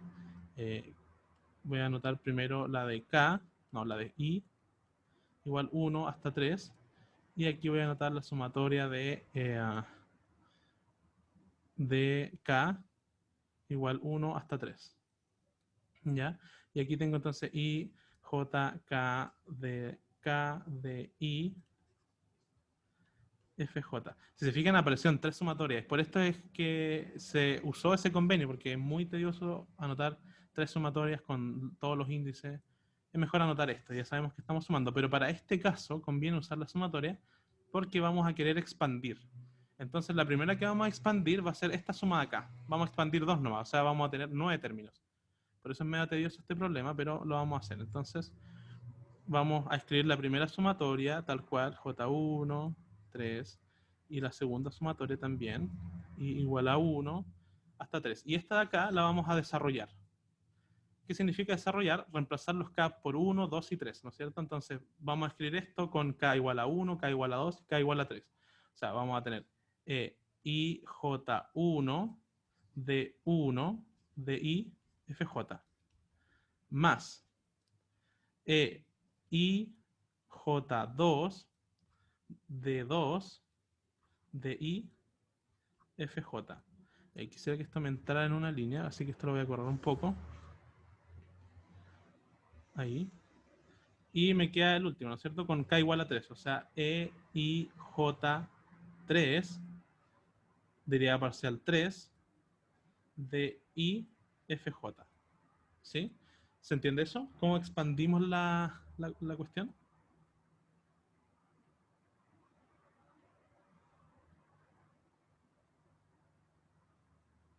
Sí, ¿no? Se perdieron en alguna parte. Lo único que hicimos fue expandir esta sumatoria reemplazando los valores de K. O sea, K igual a 1 está acá, K igual a 2 está aquí y K igual a 3 está acá.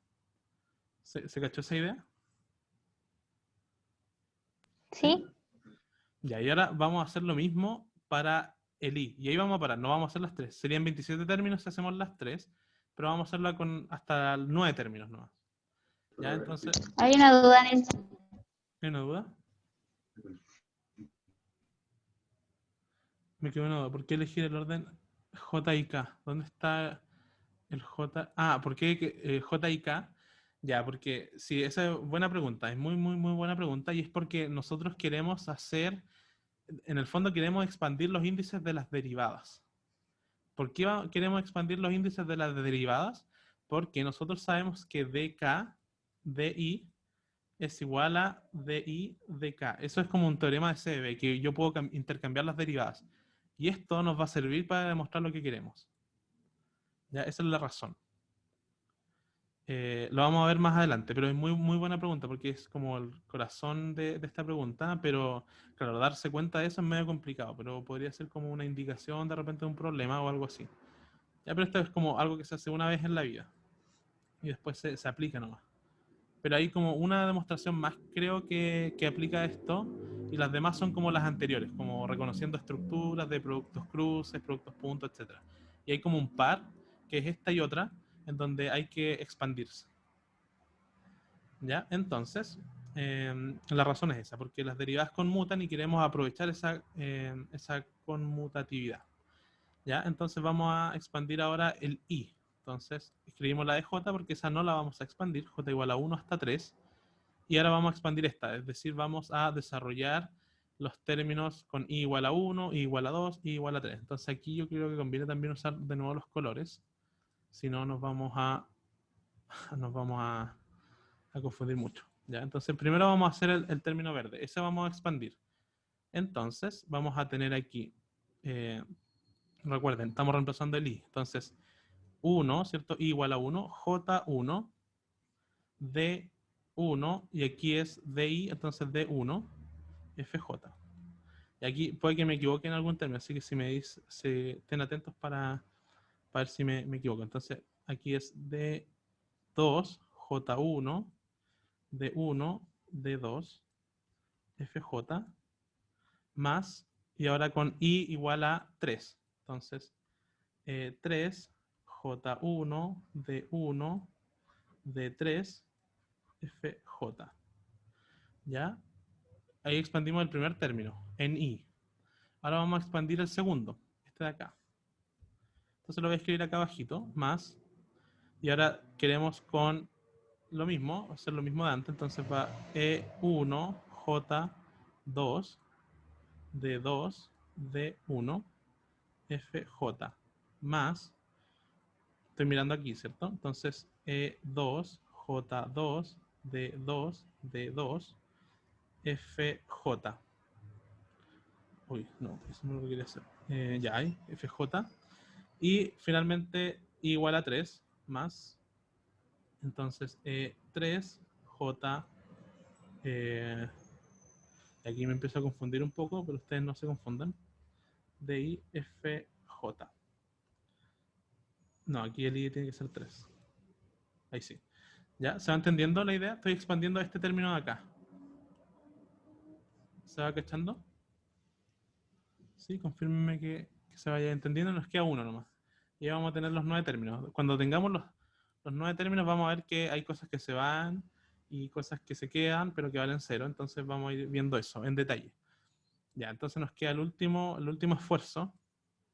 Y aquí vamos entonces con I igual a 1, ¿no es cierto? 1, J3, D3, D1, FJ más 2, J2, delta 2. No, aquí lo hice mal, ¿no es cierto?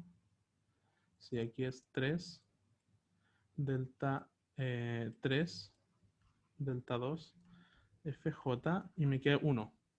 Entonces, E3, J3, D3, D3, FJ. ¿Ya? ¿Se cachó esto? Simplemente expandir, pero igual aquí hay que hacerlo con mucho cuidado. Lo estoy haciendo más o menos rápido porque quiero que alcancemos a hacer al menos la primera parte del problema 2 antes de que, y ya nos está quedando poquito tiempo, entonces por eso lo estoy haciendo rápido, pero igual si no se entendió esto, díganme, le puedo dar una vuelta más, y si se entendió, seguimos. Entonces no sé si tienen alguna duda hasta ahora. ¿Se entendió? Ya, súper. Entonces, ¿alguien me podría decir cuánto vale este término así inmediatamente? ¿Y la razón? Lo mismo para este. Y lo mismo para este.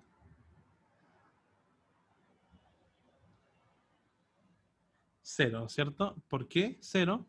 Porque el ley chivita está repitiendo índices. Eso es lo que hablamos al principio. Índices repetidos, índices repetidos, índices repetidos, índices repetidos. Por lo tanto, esto es simplemente cero. Este de aquí vale 0. Y este de aquí vale 0. Exactamente. Entonces, tenemos eso de ahí. Ya ahora se me acabó la página en un muy mal lugar porque quisiera escribir esto. A ver si lo puedo copiar. Voy a tratar de copiarlo. Si no, vamos a ver qué hacemos. Entonces, a ver si me lo puedo llevar a otra página. Ah, sí funcionó. Súper. Ya, creo que esto está bien. Entonces, uy, ya está. Entonces ya, esos valen 0, ¿no es cierto? Entonces ahora vamos a reconocer estructuras, más o menos, o sea, no es como lo que hacemos antes, sino que vamos a utilizar lo que queríamos, era que DIJ era lo mismo, o sea, no, DI, DJ era lo mismo que DJ, DI. Ya, entonces vamos a agrupar los que tengan par de derivadas iguales. Por ejemplo, aquí tengo D1, D2, y aquí también tengo D1 y D2. Entonces esos términos los vamos a agrupar. ¿De acuerdo? Entonces, aquí podría como reordenar los colores. Quizás esto quede muy confuso, pero tengo la esperanza de que pueda ayudar. A ver, quizás tengo que usar otros colores nuevos que no he usado antes. Podría usar este, por ejemplo, y decir que este término va a ser un término con este de acá. Entonces, voy a tener como estos términos de aquí con este de acá son iguales porque tenemos las mismas derivadas. Entonces voy a factorizar por ese término. Entonces me va a quedar D2, DI, FJ, factor común de E2J1 más E1J2. ¿Sí? ¿Se cacha eso? Voy a usar este de acá.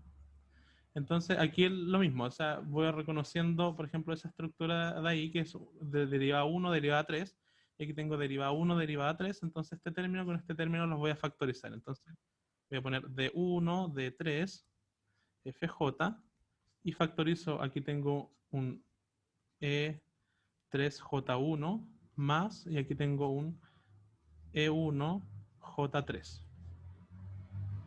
¿Ya? Y me queda solamente un par de términos. Me queda un par de términos, entonces se los voy a anotar con quizás, ¿cuál podría usar? Amarillo no usado. No sé cómo se verá el amarillo en verdad. Preferiría usar café quizás. Ya, entonces ahora me queda el 2,3, ¿no es cierto? Ese ahí. Y lo tenemos acá también. Entonces factorizo por eso. D2, está muy grueso el lápiz, no sé por qué. A ver, ¿cómo podría? Ya creo que ahí está. D2, D3, FJ. Y que tengo arriba, aquí, tengo un epsilon 3J2 y acá tengo un más epsilon 2J3. ¿De acuerdo? Entonces, la cuestión es, ¿cuánto valen estos paréntesis? Este y este.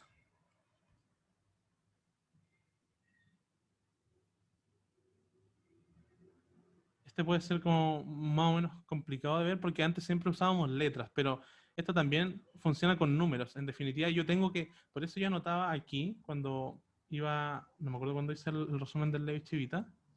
Por acá puede ser, acá creo. Ahora toma importancia, por ejemplo, creo que lo borré quizás. O era una página antes. No, estaba ahí, estaba por ahí. Ya, pero yo les había notado en algún momento que el Levi Chivita de IJK era una vez, que está como una tautología, es que yo puedo partir con cualquier referencia. Lo importante es cómo se comporta, dado esa referencia, los siguientes. Por ejemplo, si yo los reordeno, por ejemplo, JIK, ¿cómo es en términos del primero? Esa es la pregunta. Entonces, ¿qué es lo que obtengo acá? Puedo hacerme mi circulito. Voy a partir con esta referencia, ¿ya? Entonces, digo que parto con el 2, me voy al J y después me voy al 1. Esa va a ser mi referencia. Da lo mismo cuánto valga esto, solamente quiero saber cuánto vale esto en términos de esto de acá. Entonces, si me fijo, parto en el 1, en este término de aquí, después voy al J, estoy en contra de las flechas y llego al 2. Por lo tanto, este de aquí es menos E2J1, o sea, es menos este término de acá. ¿Se cacha esa idea?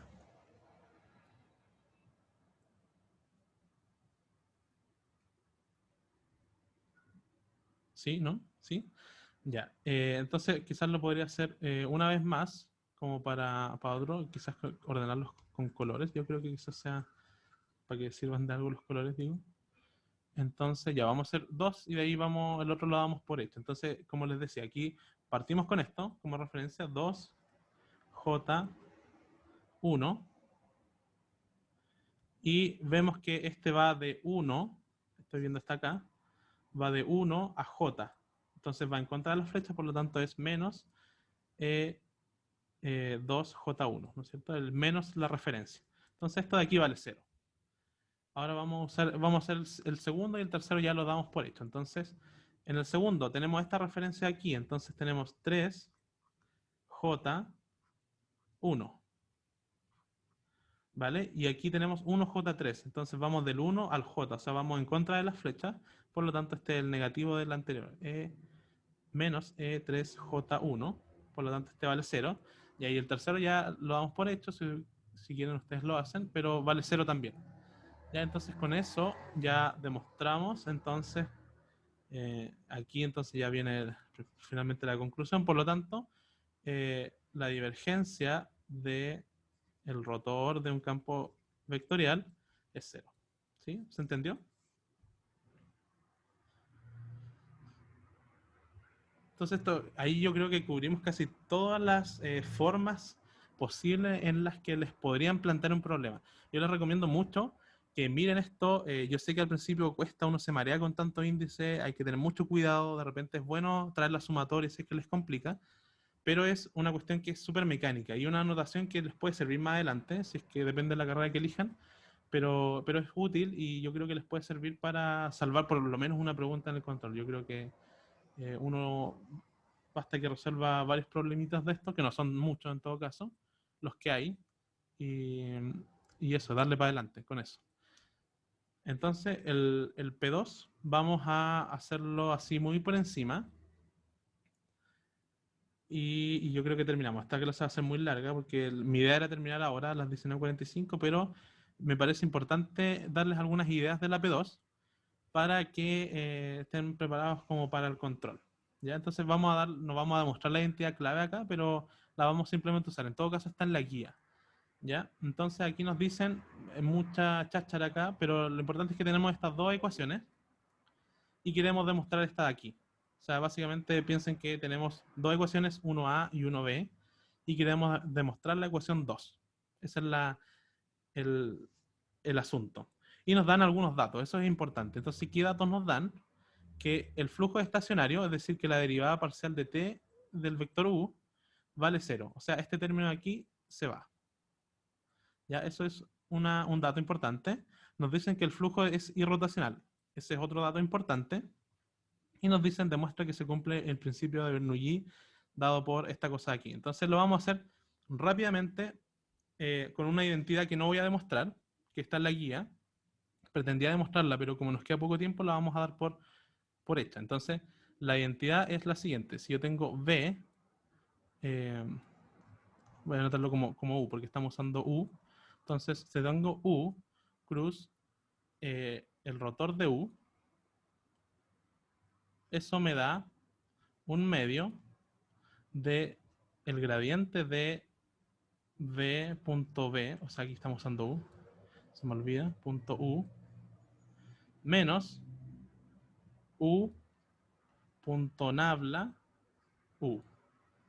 Es una identidad que está en la guía, es la de los tensores, así que la pueden ver, está con la solución y todo, si tienen dudas me preguntan, pero vamos a utilizar simplemente esta identidad acá. Y recuerden que las ecuaciones de Bernoulli, o de Euler, perdón, eran estas de acá. Entonces nos dicen que el flujo estacionario, por lo tanto esta derivada con respecto al tiempo vale 0. Entonces vamos a tener, aquí esto sería 1A, por si acaso, creo que era 1A o no. Sí, 1A. Entonces era ρ por, y aquí tenemos, ¿sí? ¿Alguien? Se me quedó pegado. ¿Qué dijiste? ¿Cómo? ¿No me escucharon? ¿Aló?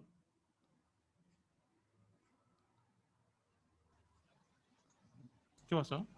Yo lo veo bien. Yo no escuché lo último. Ah, ya, pero que este es lo de la identidad. Simplemente es como que la vamos a usar y está en la guía. Eso fue lo primero que dije. Lo segundo es que en la ecuación 1A nos dicen que el flujo es estacionario. Nos dan este dato. Por lo tanto, la primera derivada se muere. O sea, no la vamos a considerar. La derivada parcial de U con respecto al tiempo no existe, porque estamos considerando flujo estacionario. Eso nomás es lo que he dicho. Y dije que iba a escribir esta ecuación 1A acá en el OneNote. ¿Ya? Eso es lo que estamos haciendo ahora. Entonces, fíjate, el primer término es ρ u.nabla u, o sea que es lo que tenemos aquí, ρ u.nabla u, y a la derecha, entonces tenemos menos el gradiente de la presión, y tenemos la fuerza gravitatoria, ¿no es cierto? Que se expresa de esa manera, como menos ρ g en z tongo. Entonces, ¿por qué esta identidad es importante? Porque aparece este término, ¿no es cierto? Este término está aquí y lo podemos despejar entonces.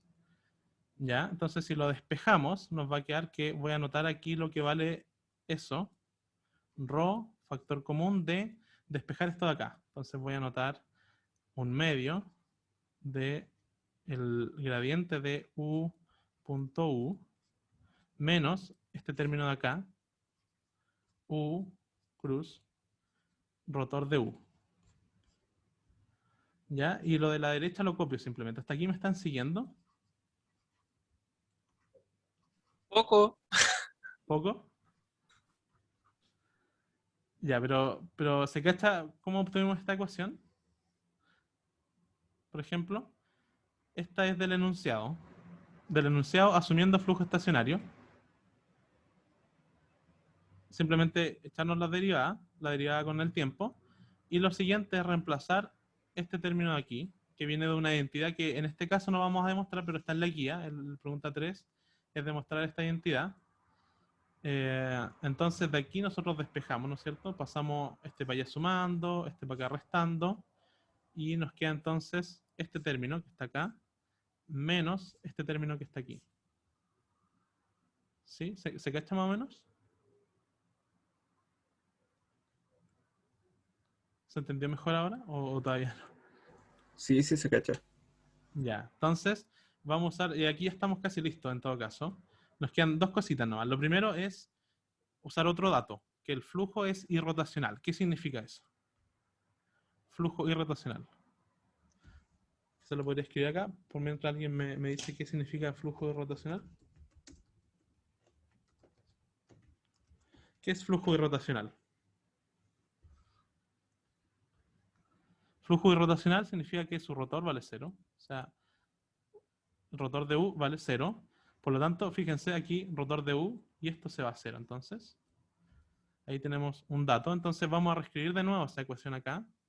Vamos a tener ρ por 1/2 de nabla U.U. ¿Qué más nos queda? Y a la derecha entonces nos queda menos nabla ρ menos ρ gz.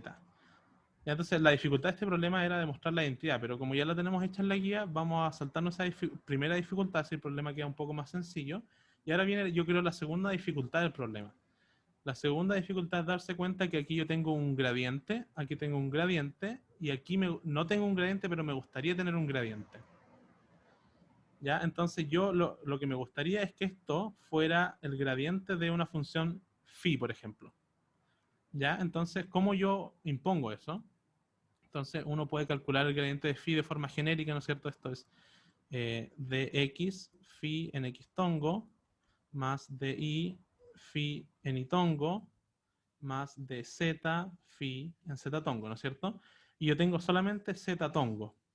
Entonces, teniendo en cuenta esto de acá, esto me dice que dz phi es rho g.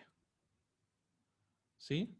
Y me dice además que dx phi es igual a di phi y vale 0. ¿Sí? ¿Se cacha esa idea? Porque yo quiero que este gradiente sea este término de acá, que es solamente una componente en z. Por lo tanto, yo quiero que la componente en z tenga ese valor, rho g, y quiero que las otras dos sean 0. ¿Sí? ¿Les parece razonable eso?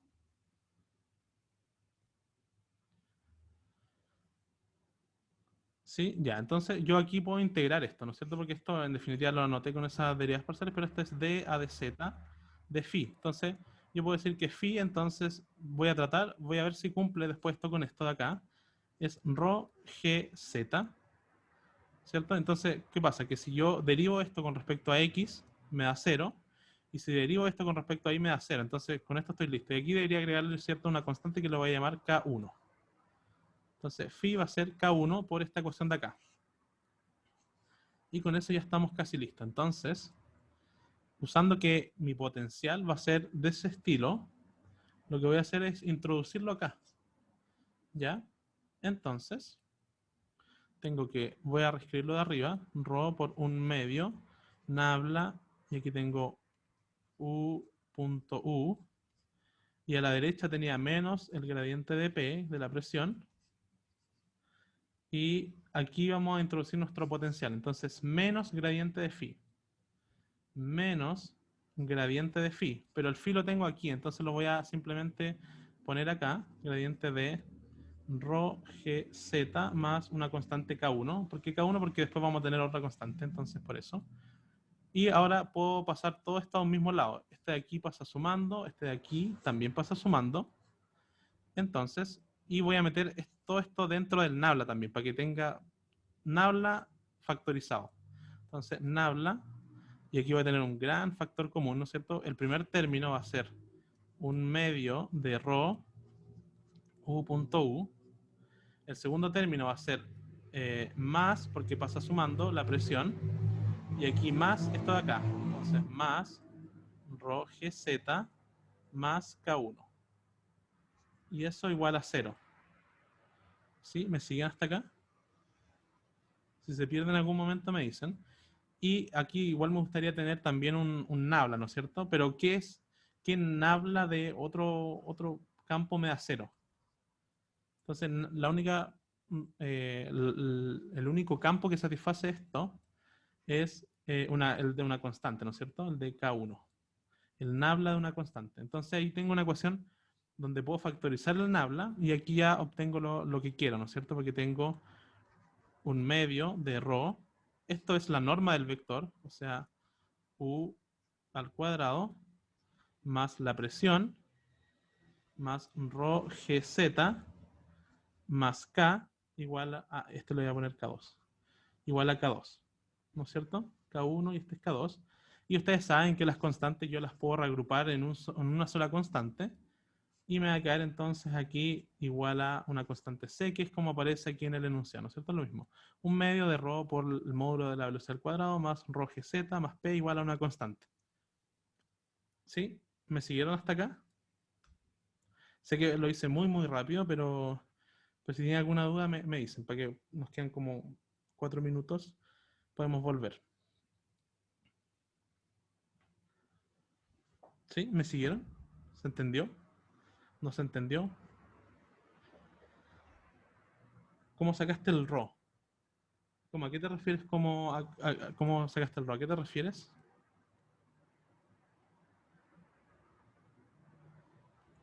No entiendo eso cómo llegar del ρ g al ρ gz. Ah, ya.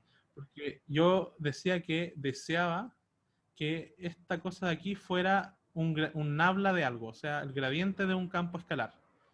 Entonces, aquí anoté el gradiente en sus coordenadas cartesianas y esto de aquí solo tiene componente en z, entonces me interesa solamente esta componente y tiene que valer ρ g, o sea, ρ g. Por lo tanto, tengo esta ecuación de acá. Y esta la integré, porque es una ecuación que aquí no tiene z, por lo tanto es como fácil integrarla. La integro de una. Entonces me queda ρ gz más una constante 1.